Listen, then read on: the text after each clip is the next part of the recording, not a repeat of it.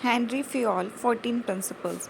Henry Fayol was a French mining engineer and a management theorist who proposed 14 principles of management in the early 20th century. These principles serve as a foundation for the modern management theory. Here we have a brief introduction regarding each and every principle. हमारा जो Henry fuel है, इन्होंने हमें 14 principle of management दिए हैं 20th century में। ये हमारे एडमिनिस्ट्रेटिव थ्योरी ऑफ मैनेजमेंट पे फोकस करते हैं। जैसे टेलर हमारा साइंटिफिक मैनेजमेंट पे फोकस करेगा, वैसे हेनरी फ्यूल हमारे एडमिनिस्ट्रेटिव मैनेजमेंट पे फोकस करेंगे। Here we have 14 principle. Firstly we have a division of work. Division of work का मतलब होता है कि जो भी काम है उसको आप डिवाइड कर दोगे लोगों के बीच में, ताकि स्पेशलाइजेशन ऑफ वर्क का जो भी प्रिंसिपल है, जो भी एफिशिएंसी है, आप उसको अचीव कर सको। Next, authority and responsibilities. Authority and responsibility is basically your obligation कि आपको काम करना है, एंड अथॉरिटी का मतलब होता है पावर टू टेक डिसीजन। इसका मतलब हुआ जब भी आप किसी को रिस्पॉन्सिबिलिटी देते हो किसी भी को काम को करने की, तो आपको उसके साथ में उसको अथॉरिटी भी देनी चाहिए ताकि वो डिसीजन मेकिंग पावर भी ले सके। Next, discipline.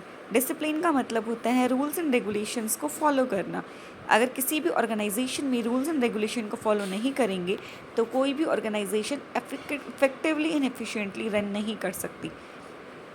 Then we have a unity of command. Unity of command का मतलब है एक एम्प्लॉय कितने एम्प्लॉयर से कमांड लेगा।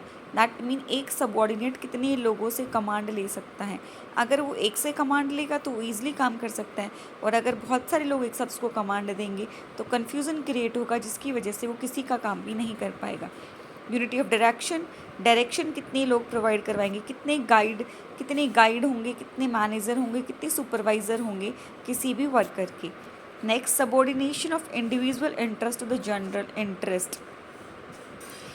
इसका मतलब होता है कि लोगों को अपने पर्सनल इंटरेस्ट को ज़्यादा ध्यान में ना रख के ऑर्गेनाइजेशन के इंटरेस्ट के अपलिफ्टमेंट के लिए काम करना चाहिए। दैट मीन आपको इसके लिए काम नहीं करना चाहिए कि आपका प्रॉफिट कितना है, आपको इसके लिए काम करना चाहिए कि आप ऑर्गेनाइजेशन को कैसे ज़्यादा से ज़्यादा प्रॉफिट दे सकते हैं। Next, remuneration. रेमुनरेशन का मतलब होता है कि जो भी एम्प्लॉयज़ या वर्कर्स आपके ऑर्गेनाइजेशन में काम कर रहे हैं उनको आप फेयर रेमुनरेशन प्रोवाइड करो। Next, centralisation. सेंट्रलाइजेशन का मतलब होता है कि काम को बांट देना। The degree to which authority is concentrated or disappeared there must be balanced on the organisational need. That mean आपको एक जगह सेंट्रलाइज्ड कर दिया। डिसेंट्रलाइज का मतलब होता है आपने आपस में बांट दिया। सेंट्रलाइज्ड का मतलब क्या होता है कि किसी एक पर्टिकुलर बंदे के हाथ में सारी अथॉरिटी सेंट्रलाइज्ड हैं। Next, scalar chain. जो स्केलर चेन है हमारी टॉप टू बॉटम एग्जिस्ट करती हैं, इसमें हमारे कम्युनिकेशन होता है। अगर किसी भी लोअर लेवल के एम्प्लॉय को हायर लेवल के एम्प्लॉय से बात करनी है तो उसको एक पर्टिकुलर चेन का फॉलो करना पड़ता है। ऑर्डर, दैट मीन हर चीज़ हर जगह पे हर सही टाइम पे अवेलेबल होनी चाहिए। Right thing at right place at a right time.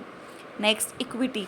Equity का मतलब होता है there is no discrimination between the employees.